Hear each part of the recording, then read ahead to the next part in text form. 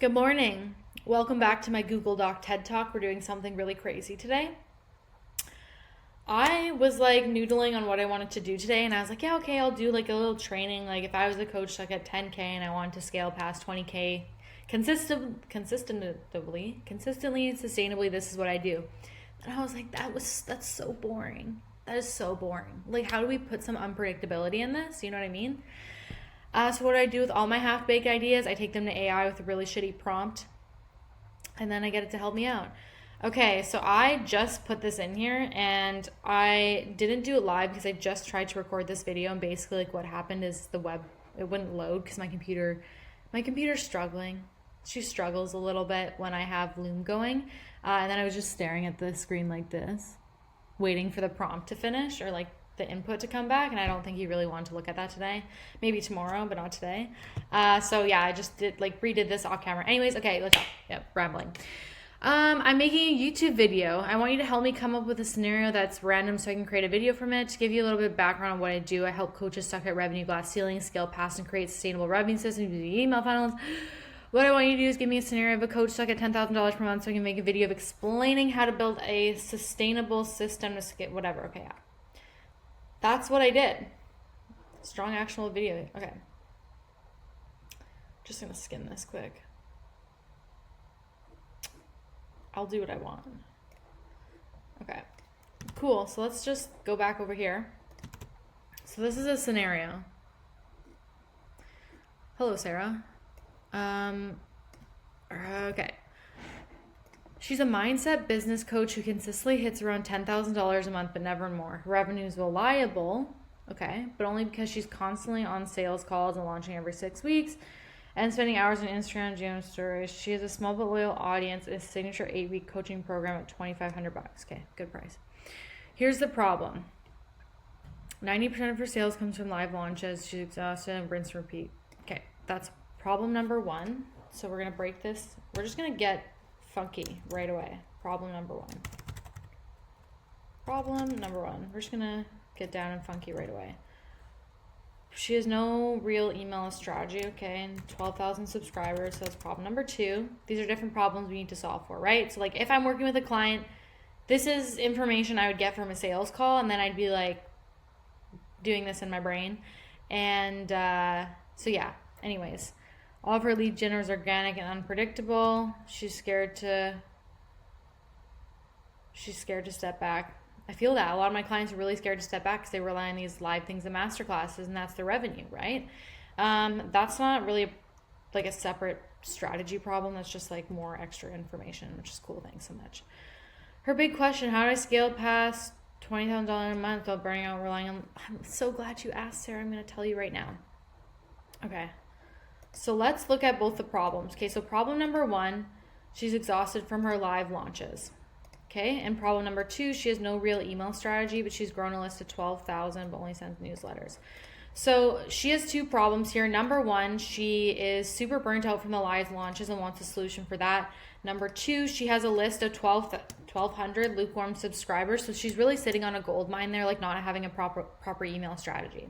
Okay, so when clients come to me or prospects come to me, typically it's two problems that are really similar like this. Like I have a problem with my Achilles heel. I have some kind of email strategy that sucks and I know it can be better. When I look at what to solve first, there's a few things I take into consideration. Number one, what does my client want? And if I was listening to Sarah on a call, she would tell me she's exhausted from the rinse and repeat cycle. Okay? It doesn't matter what problem we solve with first because they're both going to move the needle into a certain aspect. But if we look at scalability and sustainability, problem number one is what we want to solve for first, because it is also going to help to solve for problem number two. So I'll get to that in a minute. So here's how I would solve problem number one. Okay, so right now her top of funnel is Instagram, and then her middle of funnel is the webinars or live launches, okay? But the problem with the webinars and live launches is that it requires her active time. Okay, there's two ways of doing, there's two different types of ways of getting clients in lead gen. Active outreach, which is this is still active outreach is causing her time. And the other one is passive attraction, which is what we're going to try and move her to. So right now, and we want to keep Instagram. It's not broke. We don't want to fix it. Don't know why that's all in caps. Middle of funnel, we want to change that to email instead of the webinar. So what I would do here instead is, number one is I wouldn't reinvent the wheel. I would look at the webinar, and what I would do is I would turn that into a 5-day educational email course, and just break the webinar down through 5 separate days of emails. And then on the back of that, have a FOMO sequence with an offer that goes to her $2,500 coaching program, right? So we don't need to reinvent the wheel. We don't need a new topic. We already know this works. The problem isn't that she's not getting enough sales. It's that she's spending way too much of her time and she's burning out. So that's what I would do. Educational email sequence. And so what this sequence does is, number one, it's going to take her borrowed audience from Instagram and start bringing them onto something she owns, which is an email list. Number two, it's going to work the same way as the webinar. It's going to educate her subscribers on the problems that they have, and it's going to position her offer as the solution. So it works as a sales and education tool on autopilot in the background. And then it can just keep going forever and ever and ever. It's not like a webinar we have to keep launching. She can take the exact same strategy that she's already doing on Instagram to promote the webinar.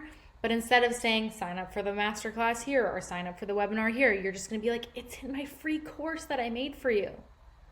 And then it's an asset that lives on with your business forever. And you don't need to recreate it. You don't need to redo it. It just keeps going. Okay. So number one, we're solving for this problem first, right? And the reason we did, just to recap, that's her Achilles heel in her business. She wants more time back. And number two, it also does help to solve for problem number two, right? So we'll get into that in a minute here. Well, right now we're just going to hop into it. But first, just a drinky drink. This shit is the best ever, by the way. Vanilla Cola Sativa. The best shit ever. Okay.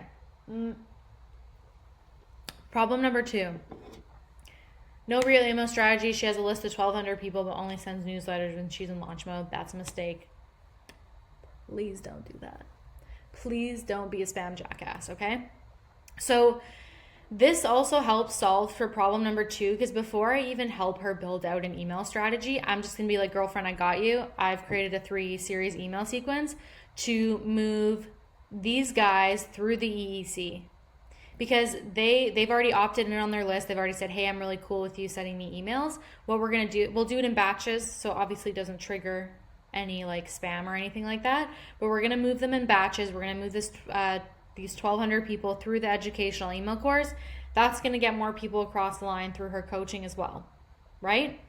So that's a super easy fix for that. So that's also why we solve problem number one first, right?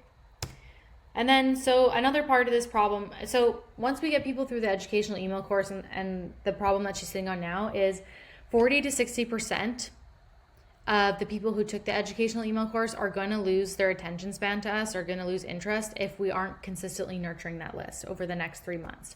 So we need to keep providing love, we need to keep providing value, because people need more.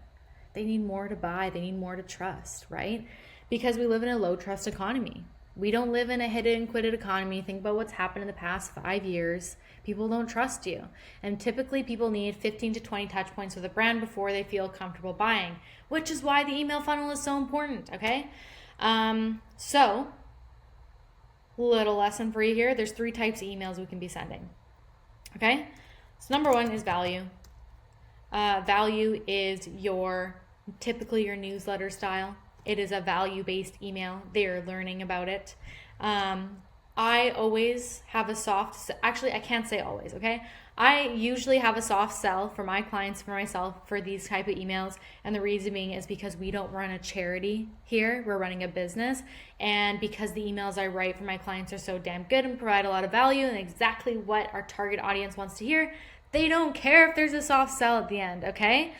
The times where I would not put a soft sell, okay, and even you could start a wait list, is when my clients are maxed out and can't take on any more business. I would not bother, okay?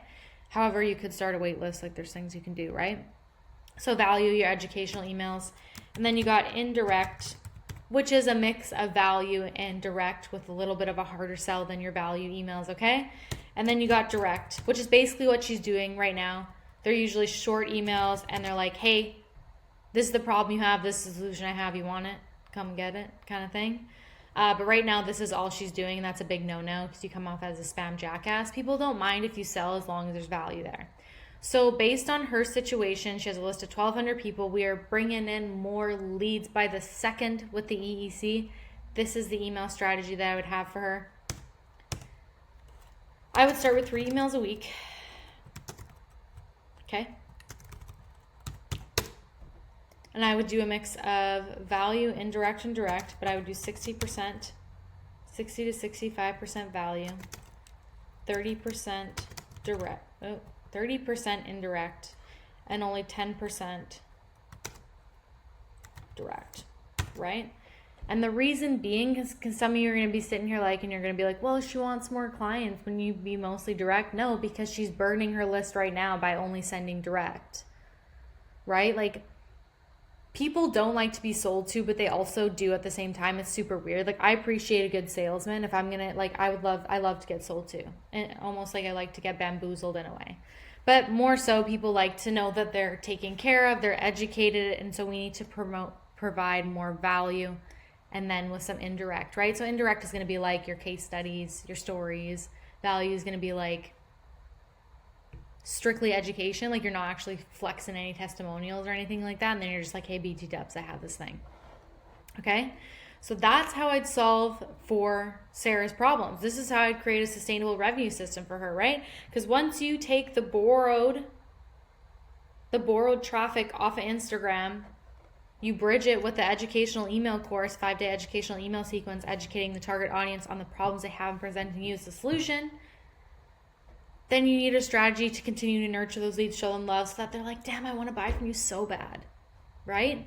And it is as simple as that, right? So now she's scared to take a step back and build system because she feels like everything will stop. She actually has a system that's sustainable. She has a system that's sustainable and scalable and will still create predictable revenue, like the webinar she was doing. However, it's not going to cause her to burn out. It's not going to take more of her time, okay? And she can actually focus on what she wants to do, which is actually serve her paying clients. Instead of running around like a chicken with her head cut off, trying to figure out how to fill her next webinar, how to fill her next masterclass, how to have a really great next live launch, okay? Because that's not sustainable, okay? That is not a sustainable system that grows with your business. Okay, cool. That's the end of my video today. I still haven't really figured out how to end these videos, but if you have any questions, give me a shout. My DMs are always open. And oh yeah, how did I forget? I just released my Sustainable Revenue Playbook. It goes through all this in more detail with more strategies so that you can actually create the system for yourself. It has everything from 5 templates to 5 lessons, a bonus lesson, and then there's also a video where I walk you through a lot of secrets that I have. Actually, the whole playbook is secrets. I literally gave everything away for free because I want you to be able to build the system yourself and have something where you're like, oh damn, I can actually take something and hit the ground running. Because everyone builds out these half-baked like lead magnets and marketing tools, and it's just like nobody's fooled by that anymore. And I wanted you to have something that's super, super valuable where you could hit the ground running. Anyways, link is in the description below if you want to get a copy of it. If not, just visit the sustainablerevenueplaybook.com, and we'll catch you next week. All right, we'll talk to you later. See you later. Goodbye.